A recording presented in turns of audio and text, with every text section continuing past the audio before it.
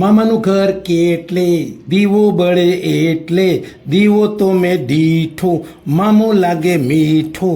આ ઉક્તિ તમે કદાચ સાંભળી હશે. બાળકોને હંમેશા માટે મામાનું ઘર ખૂબ જ વહાલું લાગતું હોય છે. પરંતુ એવા કેટલાય બાળકો પાકિસ્તાનના ભાણિયાઓ ભારતમાં વસવાટ કરે છે. ભારતના કોઈ પણ સારા પ્રસંગની અંદર હંમેશા પોતાનો મોસાળ એટલે કે પાકિસ્તાનને યાદ કરે જ. મોદી સરકારની 3.0 મહાસફરમાં એક પ્રસંગ આવો જ બન્યો છે.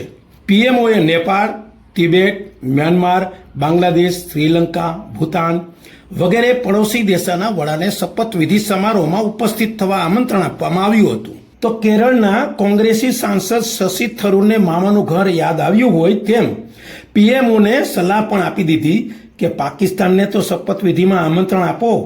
કહેવાય છે ને, વાંદરો ગમે તેટલો ઘરડો થાય છતાં ગુલાટ મારવાનું ભૂલે નહીં. તેમ પાકિસ્તાન છેલ્લા 10 વર્ષમાં કટોરો લઈને ભીખ માગવા જાય છે, છતાંય ક્યાંય ભીખ નથી મળતી. પરંતુ આપણા કોંગ્રેસી સાંસદ શશી થરૂર સાહેબ પાકિસ્તાનથી વાર તહેવારે ડરવાની માનસિકતા કદાચ હજુ ભૂલ્યા નથી.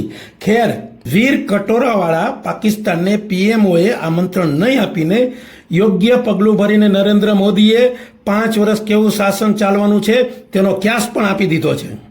વડાપ્રધાન મોદીએ સાથી દળ એનસીપીની કેબિનેટ મિનિસ્ટરની માગણીને પણ ઠુકરાવીને પોતાના કઠોર સ્વભાવનો પરિચય આપી દીધો છે કે ટેકાની સરકાર હોવા છતાં પણ આ ગમે તેમ ગાડું ગબડાવવાનું નથી જ. ભારત વિરોધી પાકિસ્તાની અને ભારતમાં વસવાટ કરતા પાકિસ્તાનના હમદર્દીઓ 9મી જૂનની સાંજને કદાચ સહન નહીં કરી શક્યા હોય.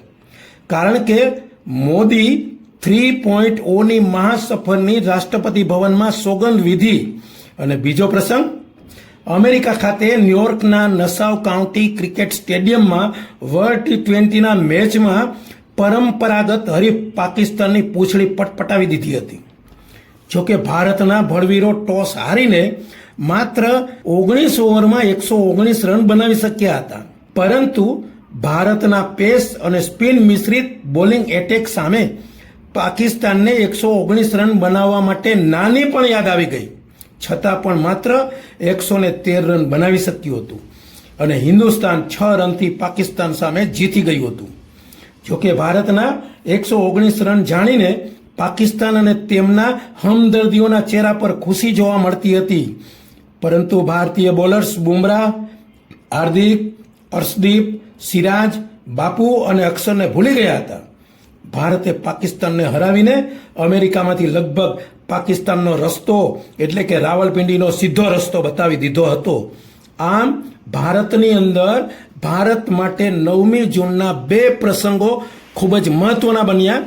મોદી 3.0 અને T20 વર્લ્ડ કપની પરંપરાગત હરીફ પાકિસ્તાન સામેનો વિજય.